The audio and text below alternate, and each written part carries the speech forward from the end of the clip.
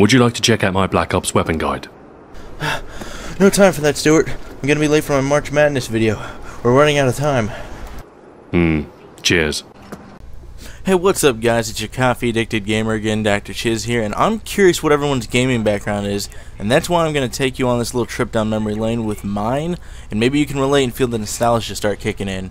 So my gaming history is, well, a little bit weird. I never had those Super Mario days. Yeah, I played them, but they just weren't for me. The only cartoony type game I ever touched was Diddy Kong, and I even raged at that.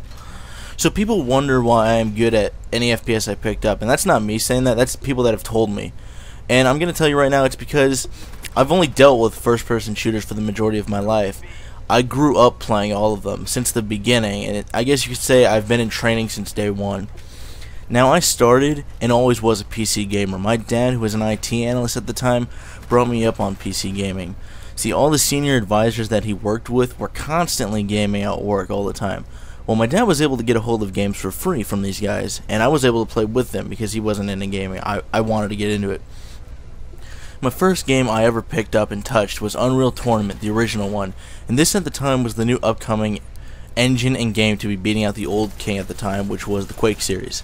And I used to dominate these adults in Unreal Tournament. I'm talking just smack the fuck out of them. They ended up raging and not playing with me anymore. I had to play Publix by myself. But regardless, I had so much fun.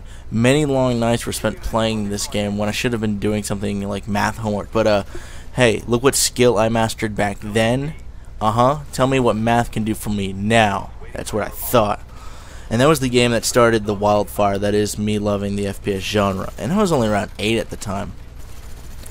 Funny enough, Battlefield 1942 and the expansion Road to Rome came out in the years to come, which once again my father was able to get a hold of for me, and he also got the IP address so I could play with these, these pussies again and smack them. But, Battlefield 1942, which is different from 1943, you have no idea, was quite a switch from the insanely fast-paced, no-gravity, crazy guns world of Unreal Tournament.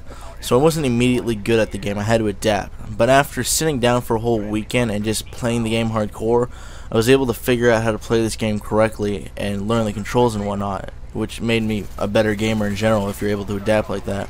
For those of you who haven't played the original Battlefield 1942, you missed a great game. It's like saying you've never seen Pulp Fiction. It's just something you needed to see. I mean, it's a great game.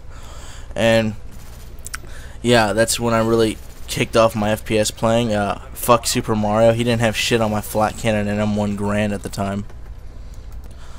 So that was phase 1 of what I'm going to call my gamer training, the very early day stuff. Now the second generation swept in with my older cousin by 5 years, Charlie. He introduced me to the most infamous PC title of all times, I think everyone knows, which is Half-Life. Some of you haven't played the series, and I'm telling you, you're missing out. It's one of those things you need in your repertoire.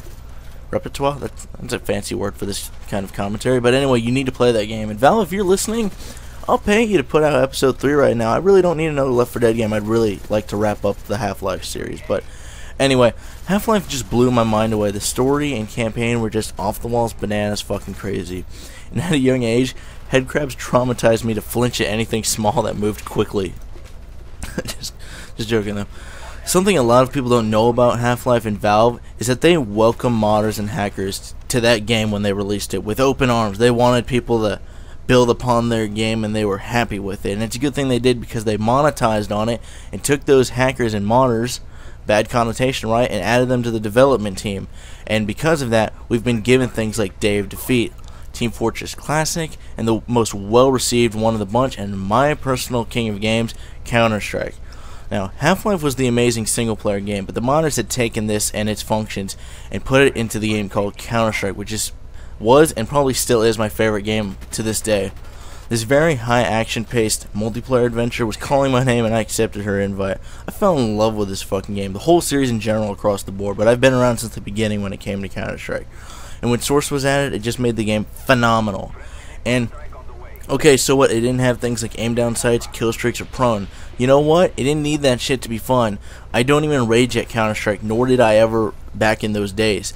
I just had good fun for hours on end, which is an aspect of video gaming I honestly miss.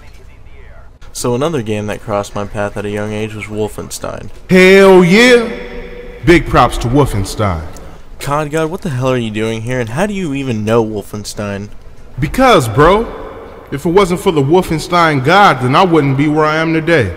Man, I need to call that fool sometime. Good point, because Wolfenstein really did revolutionize gaming for that era of time. It was the first-person shooter, and it was a lot of fun. I had great hours playing Enemy Territory. Best game ever. It was free. They gave it to you for free, so I wish the most recent Wolfenstein was as good as the originals, but unfortunately it wasn't. But those are old classics for me, and I really enjoyed them. So that's basically the core foundation of my gaming history. It's just a lot of FPS after FPS, and that's probably what explains why my skills have transferred to current days. But a weird change of events occurred during my gaming history. I went to real-time strategy games, and I don't know why, because I don't really like them nowadays. I went to things like Warcraft 3 down the road, but that's different. That was when the game was about to die.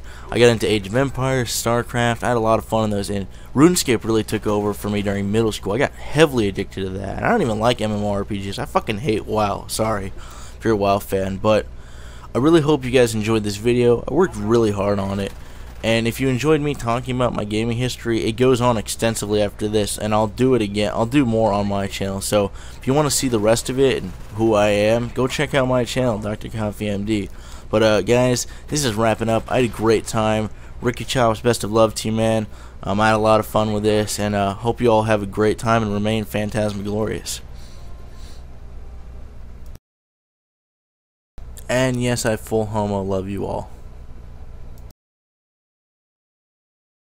Next time on Procrastination. Hey, Wolfie, what's up? You know, just killing Nazis. You? Ha, the usual, making Thunder Toro rage